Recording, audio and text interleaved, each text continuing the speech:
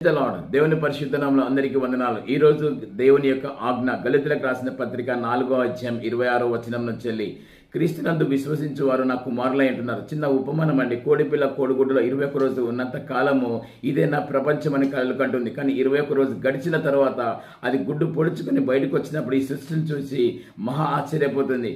గమనించండి, ఈ భూమి ఒక చిన్న గుడ్డు లాంటిది. ఆ గుడ్డు లోపల మనం ఉన్నవారమే.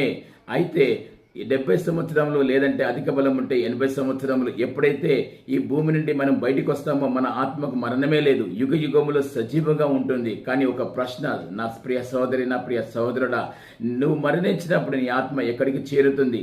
నీ ఆత్మ యుగ యుగములు ఎవరితో నివసించబోతుంది? ప్రభు అయిన యేసుక్రీస్తుతోనా లేకపోతే సాతానుతోనా? ఈ పాపం అనేటువంటి చెరలో నుంచి నువ్వు బయటికి వచ్చినట్టయితే, దేవుని సన్నిధికి వచ్చినట్టయితే నీ ఆత్మ దేవుని సన్నిధిలో యుగ యుగంలో ఉంటుంది. ఈ వాక్యం మీద ప్రతి